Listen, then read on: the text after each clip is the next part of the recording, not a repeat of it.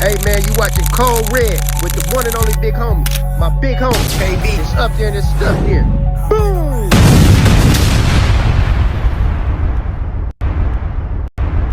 Ricardo or more, drink like a boss.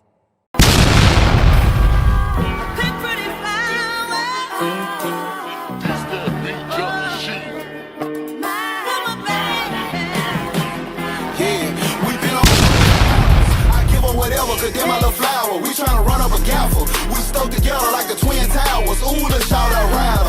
Fuck around and I'll give her a child. We in the cabins up together and bounce a house. We been on the road for hours. I give her whatever, cause them my little flower. We tryna run up a gaffle. We stuck together like the Twin Towers. Ooh, the shout out rider. Fuck around and I'll give her a child. We in the cabins up in the mountains. We counted together and bounce a house. I did a little time and she held it down. Them my little queen and I got the crown. Hey, what up? We in Cold Red with the smoke, there's fire. I'm your host, the Playmaker. Today we got a very, very special guest in the building. No love. What going on, man? Hey, man. How you FNG feeling? NoLove. What up? I'm cooling, man. I'm cooling. Life great. Say, Life man, great. you hit me up online. I guess you saw some things that caught your attention. Most definitely, most definitely. Just seeing you working. I seen when you brought Lil King through, and I feel like, you know, your content is consistent. It's super A1, you know what I'm saying? And you ask real, you know, genuine questions. You know, you get into the sticky stuff, but more than anything, you try to figure out what's really going on. You ain't based around just, you know, creating content just to create it. Like, you be really trying to get to the nitty gritty. And I done seen you interview a lot of different people, even if they ain't got big names.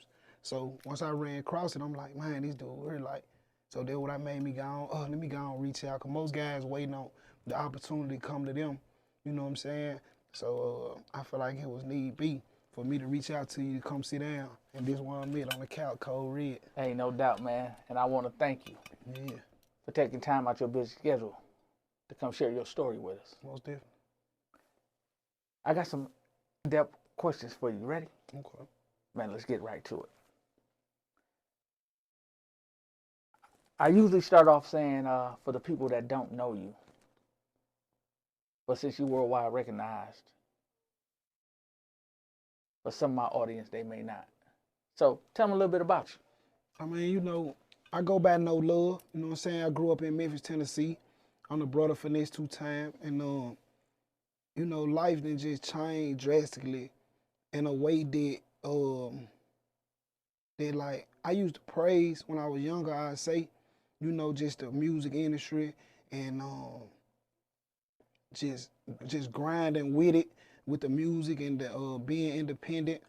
I feel like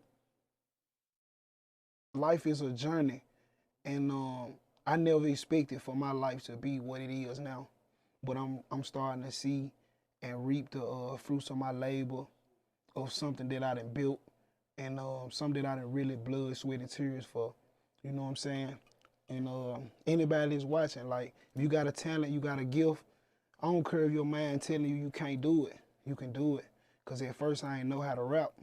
You know what I'm saying? Then once I manifested it, started going through things and started actually cutting myself off from the world. Because, you know, there's so many distractions out here, you know, movies, girls, you know, just ways of the world. You ain't got time to sit down with yourself and really master your craft. So the more and more I disciplined myself and took the sacrifices, I started to see my life change.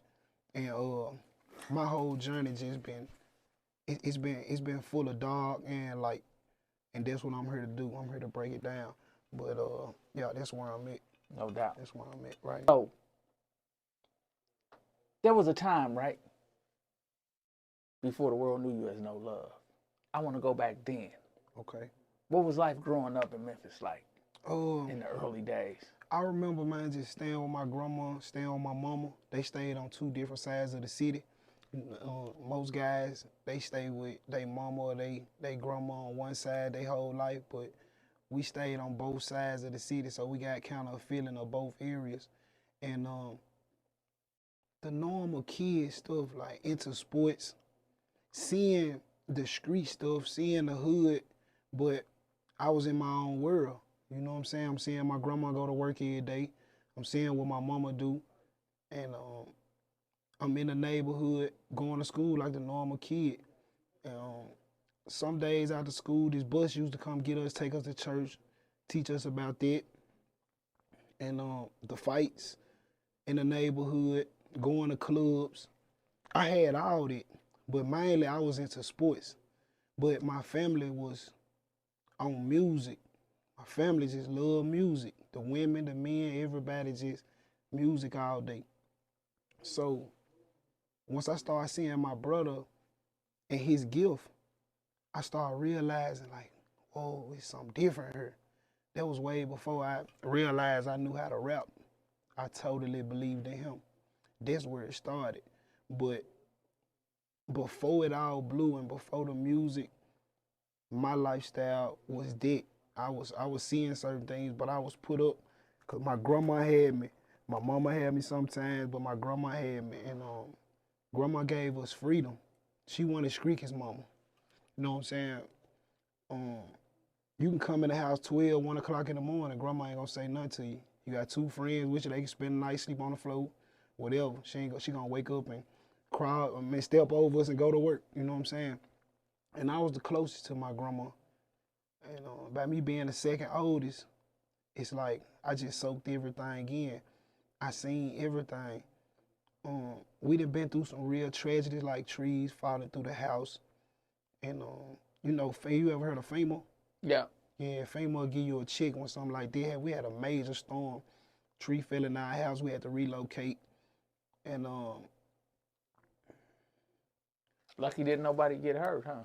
yeah, that's crazy. Like a tree fell through the house. Me and my little brother laying on the floor. We heard a storm outside. My little brother, his father, crazy. My mama said he crazy because while the storm going on, he in the bathroom brushing his teeth. So he brushing his teeth while it's storming. We sleep on the floor. The tree fall through the house. I promise I remember like it was yesterday. Me and my little brother looking at the tree in the house. So they end up repositioning us and getting us in another spot. And Hey. sent us a check for it. But why you make it seem like it was strange that he was brushing his teeth during the storm? Because you gotta think about trees falling. I'm talking about leaves flying everywhere, like ain't no cars out. It's a real bad storm. I ain't just talking about raining. Like trees falling. So it's crazy for you to be worried about that. I'm talking about he brushed his teeth for a long time. Like he had no curl down. Like he ain't looking out the windows outside or nothing. You know what I'm saying? Maybe that was his coping mechanism. Maybe it was one of them things where like a nervous tick. He was scared and probably just didn't know how to get it out. He wasn't scared. You don't think he was scared? I don't think I don't He know ain't what never he brushed was his thinking. teeth that long. And I witnessed it. Like my mama remembered like it was yesterday, but we laugh at it because like, what is you doing? Like everybody in here scared. Like we sitting down, we scared, and you in here brushing your teeth.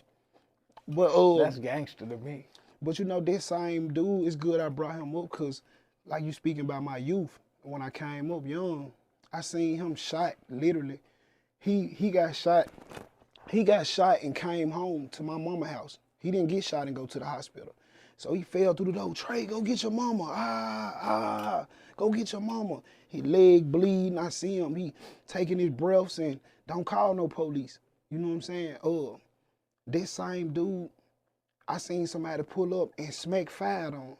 Like, so that's what I mean by like, even though I had my dreams of being a football player and just being a normal kid, not really being exposed to no crack selling or nothing like it. It wasn't never that bad, but just the surface of what Memphis is and what's going on around you, it was happening. Right. Even though I had my mind stuck on what I was doing. So I didn't jump off the porch to be honest with you, like when I got out of high school.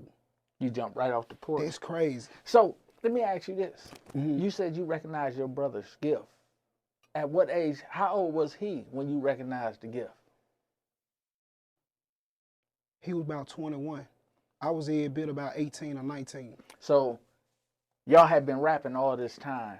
Well, you was Yeah. playing sports, he was rapping. Yeah, he was rapping, yeah. And when you saw him having success with it, you found out you could do it?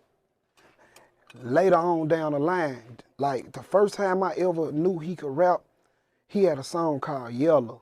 We was staying on over there by Westside. This is where like Glorilla and them from. And he had a song called Yellow. And he rapped the joint to me, and I was like, it was crazy. Like the joint stuck with me. Every time he rapped to me, I knew it was different. I'm like, damn, man, it's something like, dude gonna be a millionaire. Like, so I'm totally believing in it. I ain't even thinking about rapping at all. My brother hard. Let me hear some more. And that's what it was. He was just super bumping. He had a song called Yellow, and that's when it first started. But when he first really started hearing him, he was about 21. Just got out of jail. Came home beating on the wall. Had his boots on. I'm gonna give you some game. When I was like 16, I broke my leg for it was a flag football team, and I ain't supposed to been out there. You know, you supposed to get a physical and all that. And the coach just put me in the game because he seen me out there throwing the ball, and they give me a jersey, give me some flags, and just throw me in there. The first play, I take off with the ball and try to fall back, break my leg. I stand up, bro, my leg just numb. As soon as I stood up, all the blood rushed down. I'm talking about, and I ain't even called the ambulance. They put me in somebody's car and took me to my grandma's house. Once I got there, my mom and her friend was so shocked about it. Her friend kept telling her, you better sue them people. They ain't supposed to put that boy in that gun, you better sue them. My mama like, that's a church, I ain't finna sue them people. About 2 days later, it was a lady coming over there taking pictures of my leg. So fast forward, I end up suing them for like $20,000. My lawyer got like 6 or 7,000 out of it, left me with like 13. So at like 18, 19, I'm turned up. So once they gave me the check, off the muscle, I broke my mom out. 3 racks. It's a store in Memphis called Tony's Market. I had to wait till I turned 18 to get it. The check had a Statue of Liberty on it.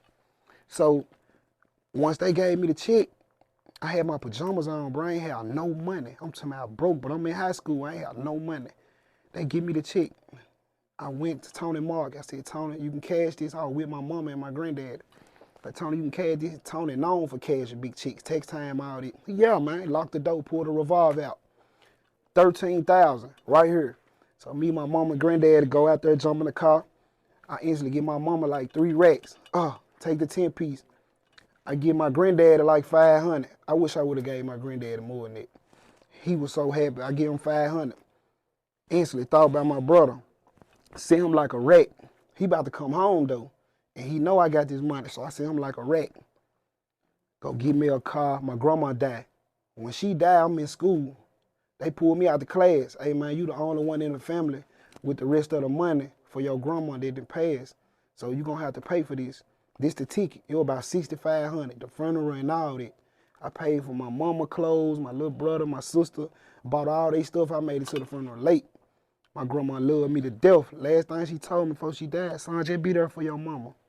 That's why my decisions and what I'm doing now, how I'm trying to move forward, is what it is. Because it's rooted from somebody that's gone, that'll never be here again. And I know I heard her words personally. I don't care about what nobody else doing. But back to my point. Soon as I get the money, I break bro, break mom, break granddaddy, pay for the funeral, do all this. I done got broke now. But I got a brand new car outside with TVs in it. Everybody in the hood know me for putting that money out in school, and then I'm just up. But now I'm broke. So when my brother come home, I done already sent him some money. He come home beating on the wall. I'm talking about I'm in the bed sleep, bro. I got plenty of shoes on the floor, brand new school clothes, car outside under the carport, and I'm in the bed sleep. And my brother come in there with the fade with a Jerry curl, with some super sharp brown pants on and some boots. Come out his shirt, start beating on the wall, start rapping. Gave a nigga chill, woke me up, beating on the wall. So I get up out the bed, I instantly jump up and grab him, hug him. I'm like, he like, yeah, he just smiling, yeah. He get the bumping, check me out. He get the bumping. From there, bruh needed help, like, he was fresh out, his baby mama stayed across the street. Now he done did this time. Now he finna go back and do some more time because him and his baby mama got into it. She called the police and got him violated. This was way before the federal case and all that. So it was times where he into it with his baby mama. Now he need somebody that can help him. And I'm his brother. I'm there with him. So I'm like, shit, I'm fucked up too, bro. But bro come up with a plan. He like, look, bro, we can go title on the car. We're gonna take this bread. This how much this is. We was in the streets now. We in the streets now. This how much this is. This how much we gonna make. Bro, them over here got it. Let's go get it. I go get the title on. Get brother bread. We go pull down there and bag them hood. These the folk they, you know what I'm saying? These the folk they got it at that time. We pull down there. Go in there. Bro, go in there, spin the bread like he's here. Come back out. I'm leading you somewhere. I'm just painting the picture for you. No doubt. So once I do that, now these people want to eat payments for this car. We get back to the spot, man, we got a Krispy Kreme box. I'll never forget it. Once we get back with the shit we got, this is on my dead grandma, Roslyn Hampton Rose, her name tatted on my neck. I split everything down the middle with my brother. The money we had left, what we bought, all this shit, split it up. Put my shit in the Krispy Kreme box, gave him his. So he get to going to go give it, piecing it out in the hood, waiting on these folks to bring his back. I done went and put mine up. I'm good. So I'm handling the business, but I still need help. But it's something going on with him. So he like, bro, your little partners and them that I'm rocking with, they tripping right now. So I gotta go see about them. And they end up taking a car. And this was the first time I started to see what was real in a person's heart. Like, so I'm like, all right, I done did all that, boom. I come outside, get ready for school one day. I'm running from the folks because I'm behind on the pavement. So the car across the street in the hood on the other street. Yeah. I think I'm smart. So I come out the house, come through the cut, my car gone. So later on, man, I ain't say too much about it. My mom was trying to hold it tight. She's like, son, let me keep this tight. I'm like, I need that tighter. I'm gonna handle my business, but right now it's tight. We trying to get it. So she ended up getting it to me. She didn't really want me to do it. But after that, man, we was standing in the front room and it was some type of argument going on. And nigga, man, fuck your car, man. Ooh, man, now I'm like, wow, this crazy. And that was the first time I seen like, motherfucker don't care about me losing. I don't know where it's from. Then I was young. I ain't understand trauma, pain, or, you know, a person can have negative thoughts and that's not you. I understand it on another level. It's either you don't know or it's something else going on. That's not you though. You'll probably make a way better decision today, but that's what happened then. So to get that out, that was my first kick into no love. I'm riding around with. Is that how the name derived? Huh? Is that the name? That's how you got the Nah, name? see, yeah, basically. But no love is more like the shit I went through in the hood. Friends, girlfriend. But I started experiencing life when I started having something. That's when I started going to hotel rooms, booking rooms. You know, you in the house with mama, you ain't got no money like that. But when you got money, now you can go over there to your big homie. Hey, bro, I need a gun. How much you want for this right here? Then you paying for rooms. You buying golds for your mouth. You know what I'm saying? You in the mix now. You know what I'm saying? And that's when it all started. And I wasn't even rapping then. I was just. But did you adapt the name No Love though? From that point on, was they calling you No Love or was they just calling you Trey? They calling me Trey. So when did you actually pick up the name No Love? Once my brother went to jail, it went on and sat with me. I'm like, I got to make my own identity. I got to make my own money. I got to make me. I'm just putting on for the gang, FNG. This my brother. But when I started realizing who I am and what I've been through and my experiences, people wouldn't even believe it if I told them the type of shit I experienced and I did just being younger, 18, 19, experiencing and seeing. Traveling and seeing how these folks moving and sending these joints and how they dressing and how to move to prevent the police from money laundering. You know, I got so much knowledge at such a young age. But yeah, man. So you've been in the streets, right? Yeah. How old were you when you really got into the streets? I was about 19. 19 years old, you jump into the streets, right? Right. You figuring your way in the game. Then you spot the talent in your brother, and then it pops off. When it first popped off, do you remember that day? I remember the first show. It was 2 shows in one night. And that was the first night we got shirts made, KKK. You know, we had the Klan. You probably seen the joint. We had the three hanging men on it, on the chain, but that's what we called ourselves for some reason, KKK. So we went and got the shirts made, and the show was in Mississippi. Shout out Mississippi. They were the first one, packed out. I'm talking about I ain't never been in no club with my brother on no music, nothing. They broke it. We on stage, bro. We went through the front door. Ain't no coming through the back. We walking through the crowd. Watch out, move. That's what I was. NoLove was security first. You hear certain some of bruh songs, he'll say bells on 19, run up on NoLove, this, that, all that type of shit. Like I was on security. But far as the music, that was the first show that popped us off. And some action happened at the second party. When we left from there, we had to go to another party.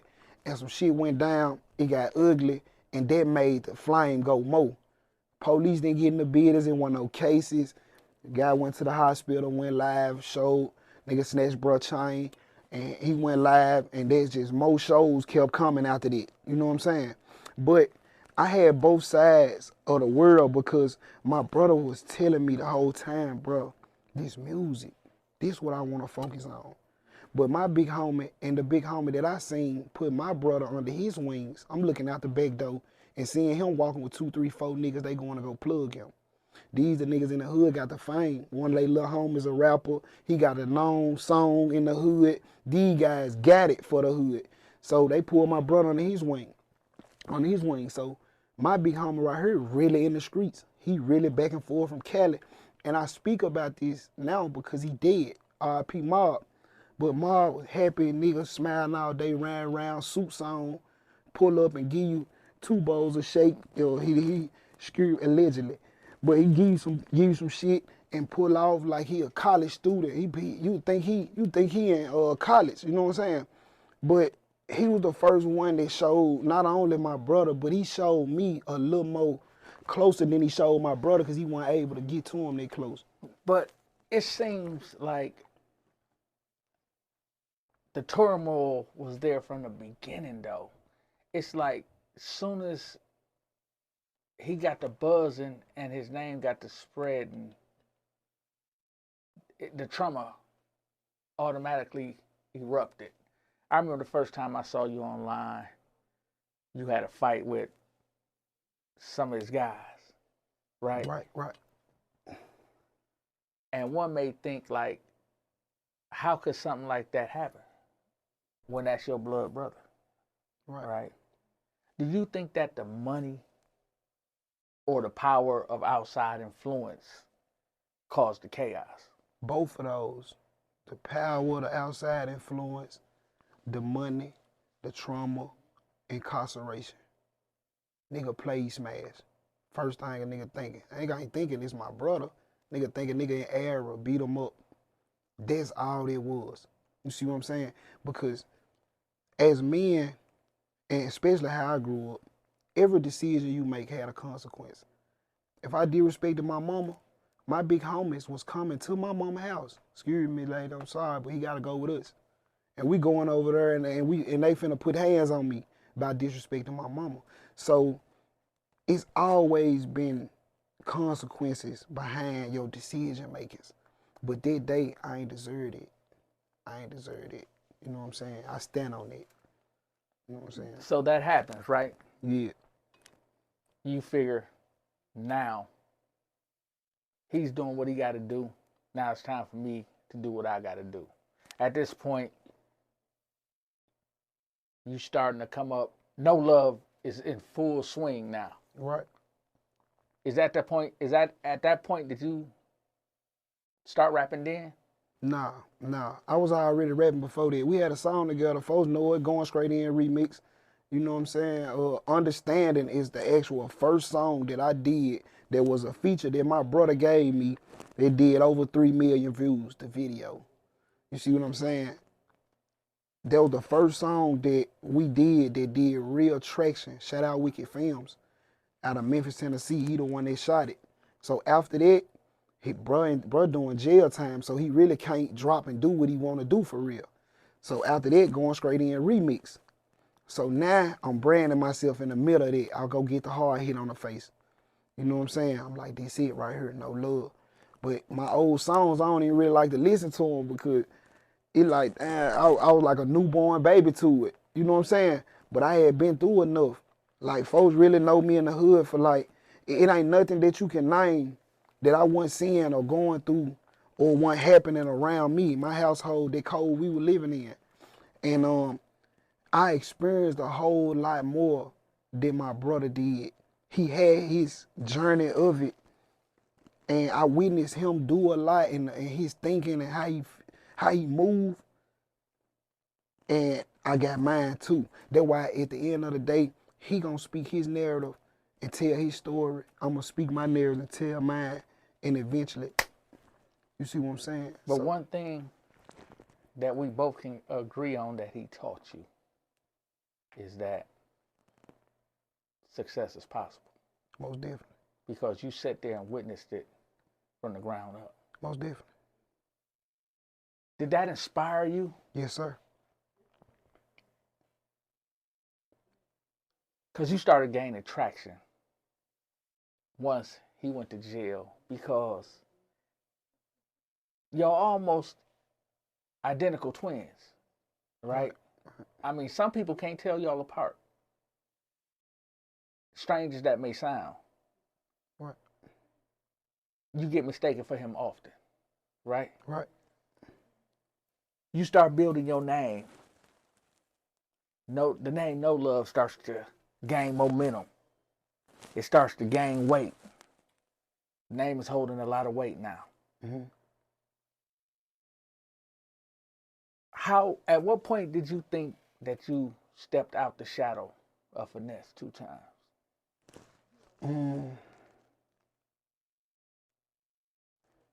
Personally, not what the people see, but personally, once I got out of jail, I went and did some time in the midst of his sentence. I went and did me like 14 months in the penitentiary. Once I got out, and it was all on me, just me promoting myself, going to go record, figuring out how can I get paid off this music. I want to be able to drop music and over time check my account and I got a check. That was an accomplishment for me.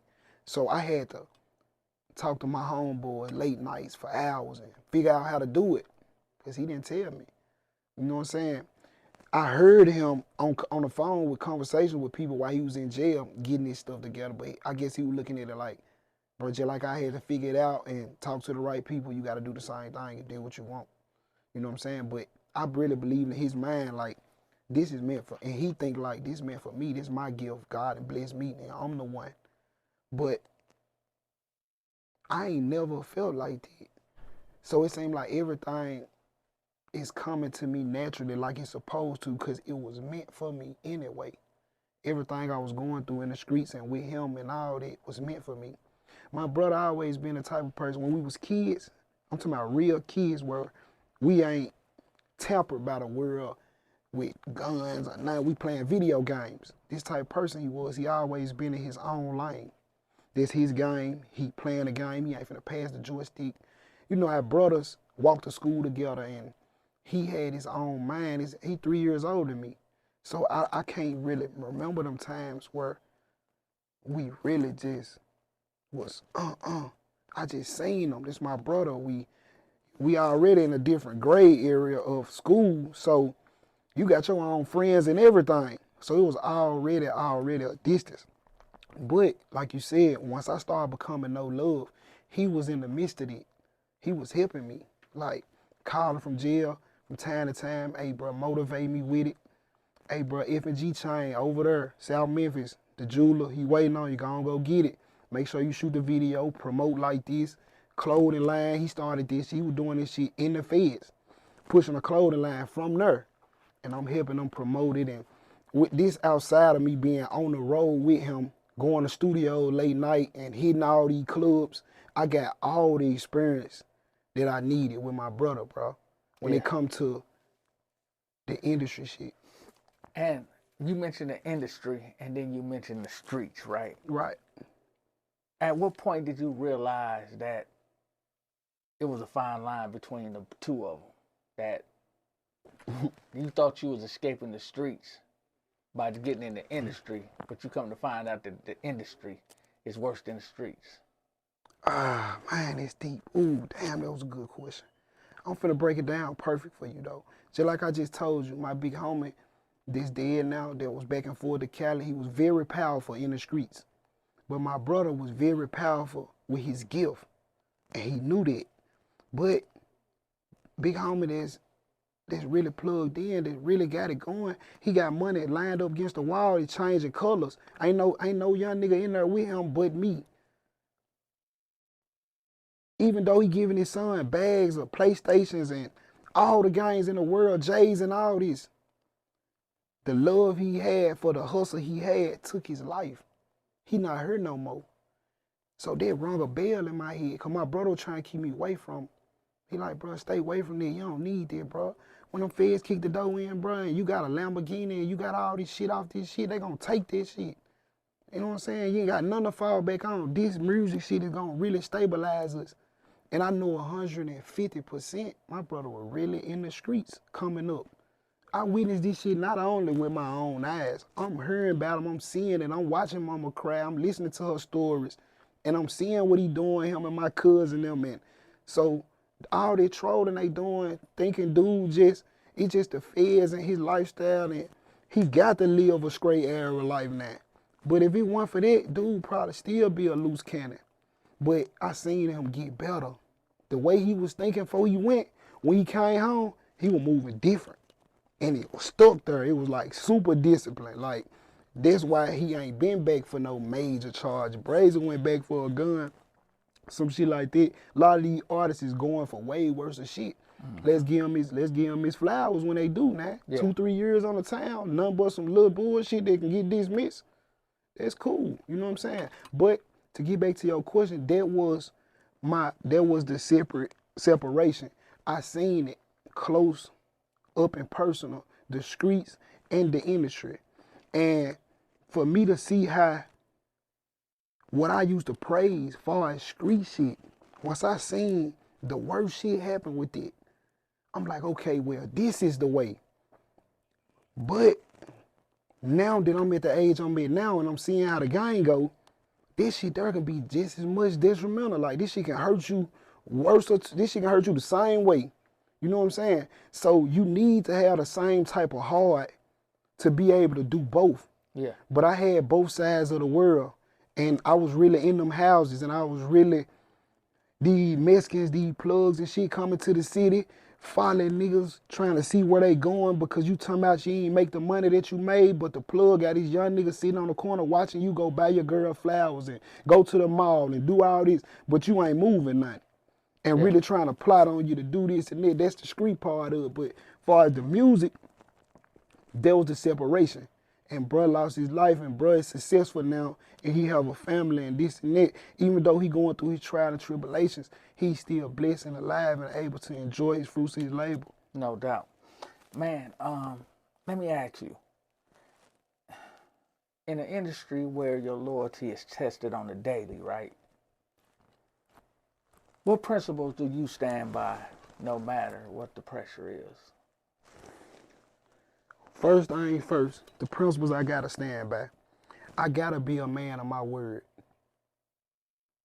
You know, the OGs say, your word is your boss.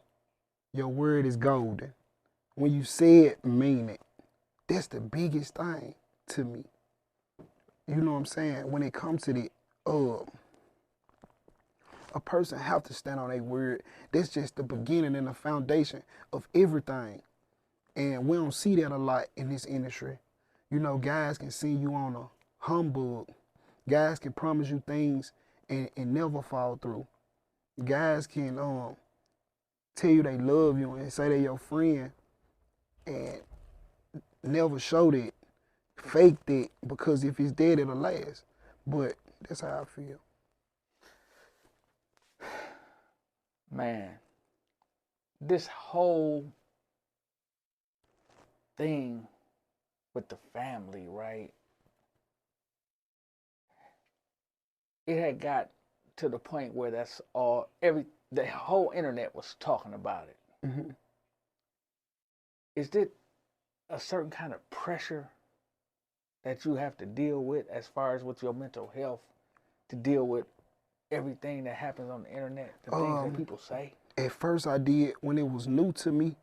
Like, it's kind of in a form of how it was back in the day. People talking about you or, you know, the rumors about you or whatever. But I expect it. I understand what this is. And I know people is very judgmental. Just by me sitting around my guys and hearing how they talk about NBA players and other rappers. You know what I'm saying? Hate it's on a normal day basis, bro. You know what I'm saying? I believe everybody got a little hate in them. But once you get to the point where you know better and you learn better and you start just, your knowledge and your wisdom start coming in, now it don't bother you as much because you understand it. Well, you know, I have this one saying I always say, man, that the hate comes with the plate. You know what I'm saying? Mm-hmm. But you know, that's what make us. That's what build Memphis artists. Niggas blow up and y'all hear about us about a nigga hating on them.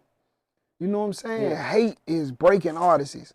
Keep on posting saying all the negative shit and that. Now when somebody else that don't know you get a chance to meet you and genuinely see what's on your mind or who you are, they appalled. They like, wow. Yeah. Man, let me ask you. How old was Lil King when you first met him? He was like 9. So y'all met him straight out the hood? He was like 9 or 10, yeah. I can tell you the first time I actually seen him in person. But yeah, he about 9. How's y'all relationship? Who, me and King? Yeah.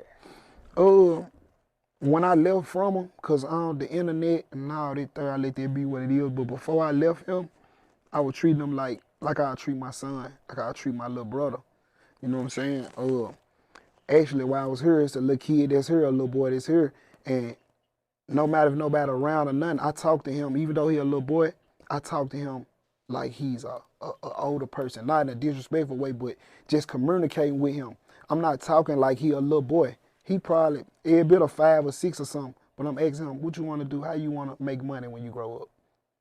And now that I'm throwing the questions out, and he responded to me so fluently. You know, kids, they get thrown off a little bit, but he's catching my flow. Shaking his hand, I'm happy, I'm giving him that vibe, and he catching on, he a kid. So I'm knowing like these kids is smarter than we think they are.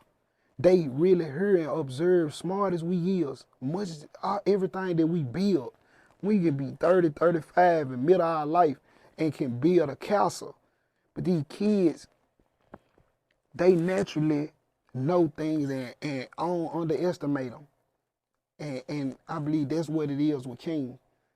I knew that he was smarter than certain decisions he was making, and he'll listen. So he's so talented, he can play a beat and flow on it for 3 minutes. He might go in and out and say something that don't match, but his determination to finish in the track was blowing me. I'm like, at your age, nigga, it took me at 22 before I was for real able to finish a track. You know what I'm saying? Yeah, so, no, yeah, man. Man, I talked to him, man, and he was so, I'm sitting at him, I'm talking to him, man. He about 3 feet tall, right? He little. But as I'm talking to him, he talking to me like a grown man, right? Mm-hmm. And it plays on a grown man's mental. Yeah. Because you got a kid that you're having a conversation with, and the conversation is like me and you. Right. Exactly. Yeah. Exactly. It's mind blowing. It is. You know what I'm saying? And I believe that's what lit my brother up. That's what made my brother so excited about him. And I was happy to meet him, how folks was talking about him. And when I first got there, first thing he said, well, we was in the studio together. First thing he said, well, hey, man, that dude right there look just like you. Talking to my brother. He was like, that's my brother. And I'm like, this young nigga just walked in with 4 or 5 dudes that's my age. He got bags in his hand like they do. They just left the mall. He got J's and everything. He coming in, doing his thing, moving around the studio, just being himself, saying certain things, not thinking, we laughing. And it's like, man, look at the spirit that's in his little kid body. And where he come from and the way he think and how he talk, you would think that he like them young niggas that be out in Chicago that's his age, that scrap. King don't think like that. King think like, if he was able to access him, he wouldn't. Like, he gonna tell you if you wrong. That young nigga different.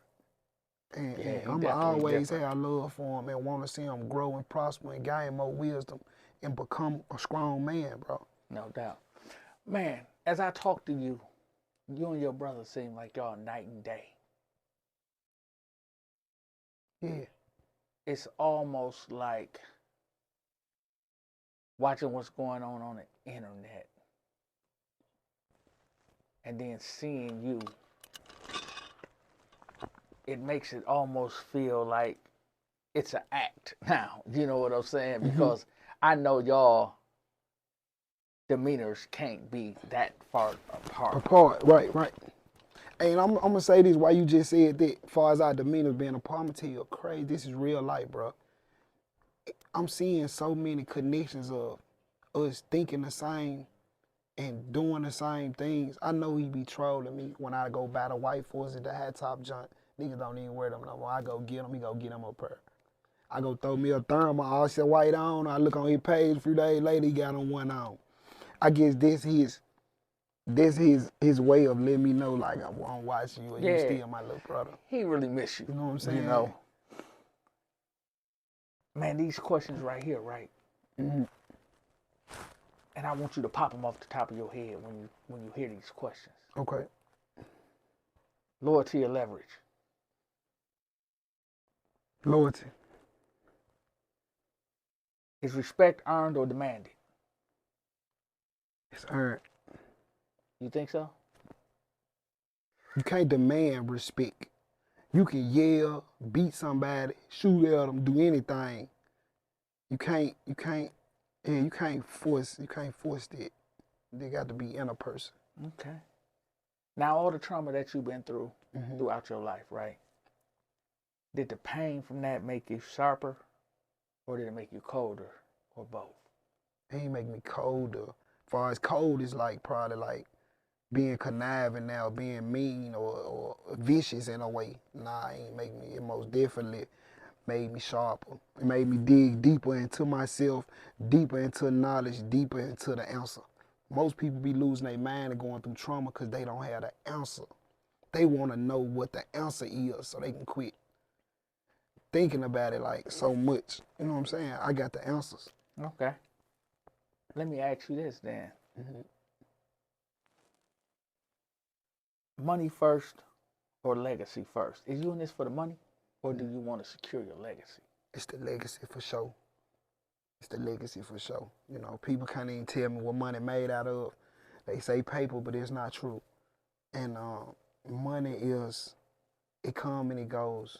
It's there and it's gone. You're gonna always have to get some more. If that's the case, everybody broke. Because get what? Nigga, even if I got $500,000, $1 million, I still gotta have that broke mentality to keep myself flowing. Yeah. Cause that ain't never enough. 10 million really ain't enough for one person in his life to live from newborn to 70, 80. It's not enough money. You can go spend half of that on a boat. Yeah. As an investment. Yeah. And that investment can go bad any day. Right. You know? Right. Man, things been moving forward for you. We've been seeing you online. You done moved away from the bashing. You done changed up to interviews, and you know you don't really focused on the trouble and the drama with your brother anymore.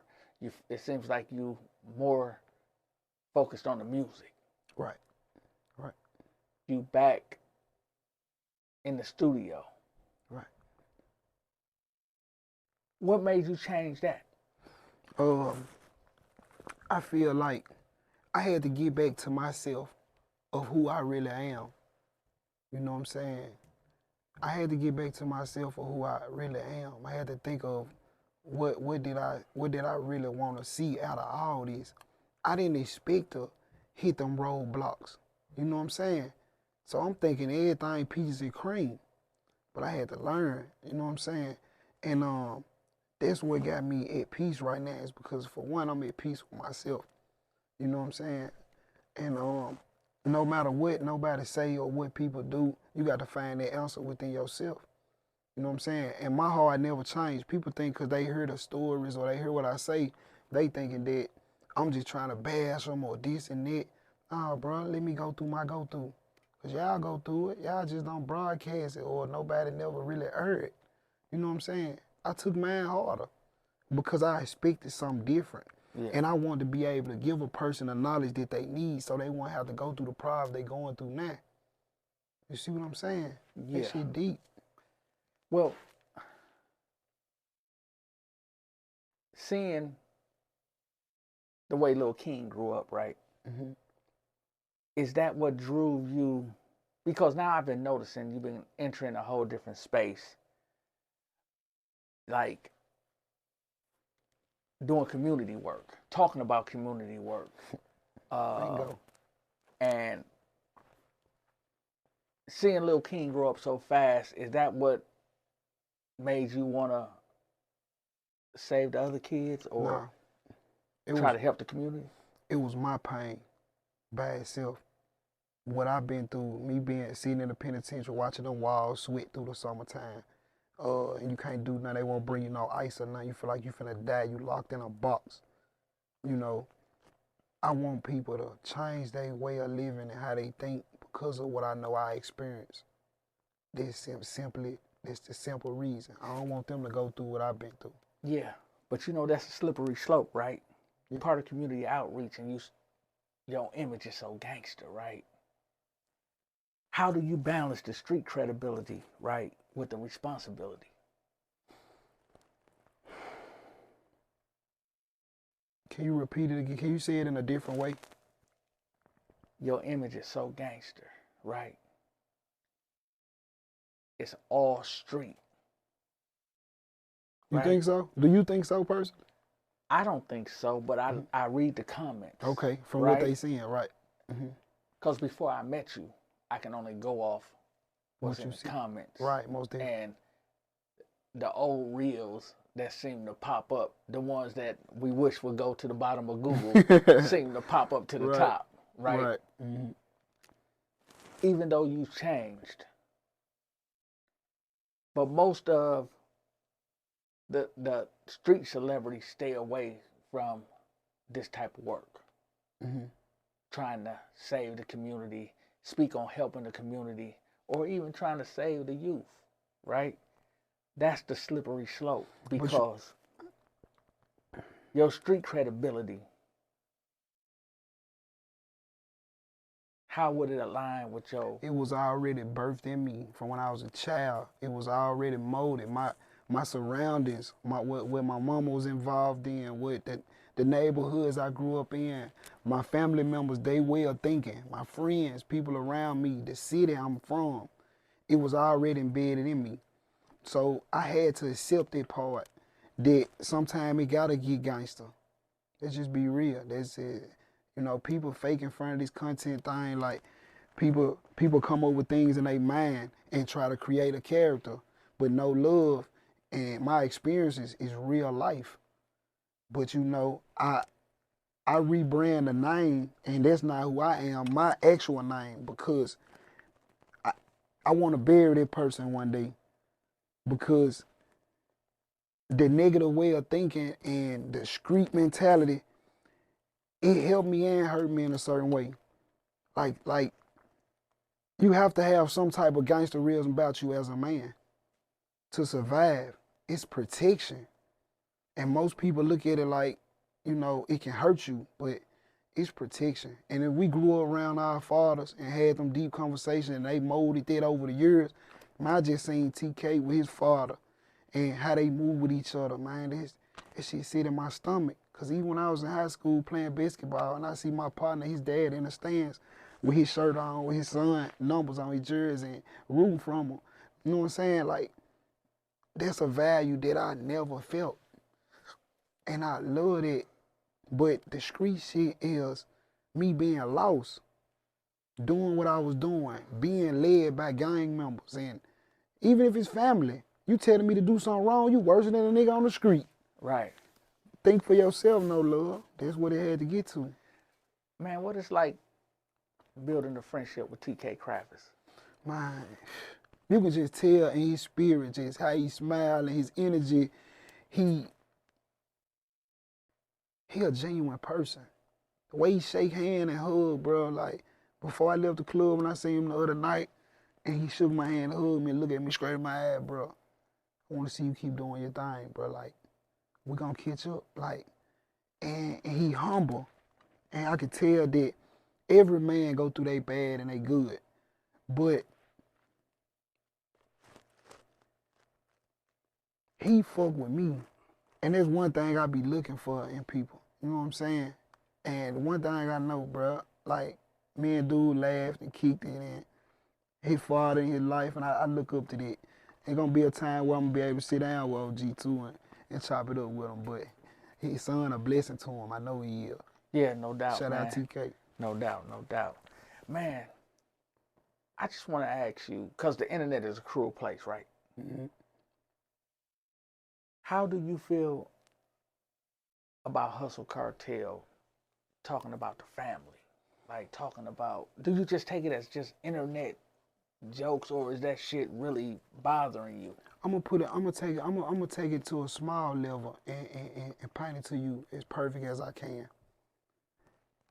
If it's a nigga, if I got the J's that came out Saturday, and this nigga here ain't got them J's that came out, he gonna try to say and do everything to make me feel bad about these J's I got on, bro. So his mama has passed. So he had no problem with getting on here talking about my mama, talking about other people. Like, he okay with that because he hurt and he don't know the answer. So he lash out. He use what the money ain't enough. So God blessing you and you being stable in your life, you say certain things out your mouth, off your tongue, this shit powerful. This how the world was built. Like, this your tongue. So what type of man are you? Because in the hood, in the penitentiary, anything, when it come to mamas, grandmamas, kids, and all this shit is off limits.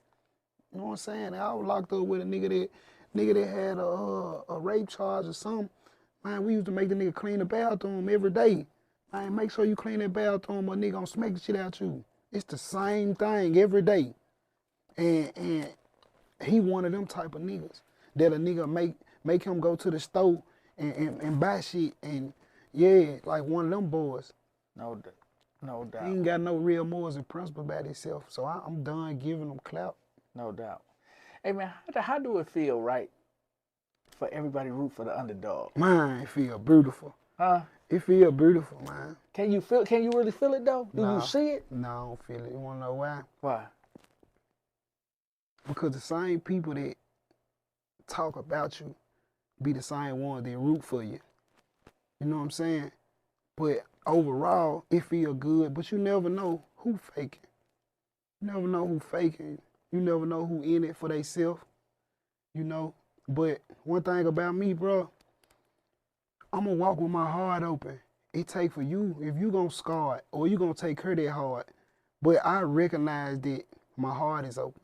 So if you scar it, I'm gonna accept it and keep moving. But if you take care of it, then that's where we at. You see what I'm saying? Man, we gonna take that no off of there. We're just gonna call you Love for now. There you go, man. You sound like the folks in the comments now, man. You know what I'm saying? But So that's the best way I can explain it. So what's next for No Love, man? I'm on tour, man. You know, No Love World, you know. I'm on tour. You know, I just went crazy in Green Bay. Them people showed me major love. You know what I'm saying? It's a difference when that crowd come and just stand and actually just watch. Instead of just being too drunk or just overturned. Them people took pictures, and I really got that real feel of the effect that I done put on the world or people. Yeah. I sit back and watch the show because I'm doing it, so you ain't really paying attention. You lost into your performance. But to look from the outside in, and I'm watching the clip, and I'm hearing these girls say my bars, bar for bar, man, that's the treasure chest of it, bro. I mean, you from Memphis. You moved to Houston. And then you come 1,100 miles away Right. and hear people singing your But shit then word for word. but guess what? Them the real jewels of life. Like, I went to New York City and an African noticed me. No love. I said, man, you gotta be fucking kidding me, bro. I said, for real. But me traveling, being on the highway, getting off at gas stations, going in, it's all day. Pictures and no love, no love, no love, it's all day. But when I'm on the outskirts, the real outskirts, and them folks noticing me, I was just at a crab bar spot out here. And my about 2-3 folks that noticed me. So them my flowers. You know what I'm saying? Them my flowers. I want to ask you one final question. If the phone stopped ringing today, the bookings and shit just cease, nothing happening tomorrow, would you rebuild or retreat? And what I mean by that, would you find a way to still be in this music shit, or would you go settle for 9 to 5? What you mean by if everything stopped? Like, If it just came to a screeching halt, like the phone stopped ringing for the bookings, would you try to rebuild, or would it be a sign of relief and you'll just become regular and get a 9 to 5? I can't stop. Even if I wanted to. I can't stop. I love it too much. I love music. I love the effect that it brings. I feel like if I don't do it, then I'm tripping. But I believe that's a curse with us too, though. We don't know how to rest. We think that getting some rest and getting you some good sleep in, we look at that as being lazy. So I've been kind of scrabbling the fence with that too. Like, no, look, get your peace, rest. You know what I'm saying? But of course, man, you know I'm a rebuild, man. I'm no love, man. They tear me down, man. I'm build this shit right back up. You You know what I'm saying? You know how I'm coming. So, It ain't time to go yet, man. You talking about you want to end it, man. oh What no, you talking man. about, Oh man? no. Hey, listen. we just setting up for a part 2. Right. You know what I'm saying? Yeah, we'll come back. We got part so 2. much more to talk about because you've been doing some amazing things, man. And it's finally Appreciate it, bro. good to have a in-depth conversation with you without all the toxicity Most to definitely. dig into the real life of no love. Most definitely. And I want to thank you again for And I coming to thank sit you, on the bro. couch, man. And I thank you. I appreciate it, bro. Where there's smoke, there's fire. I'm your host, the Playmaker. And this No is love. FNG No Love. Stamp it. And we out. Merch.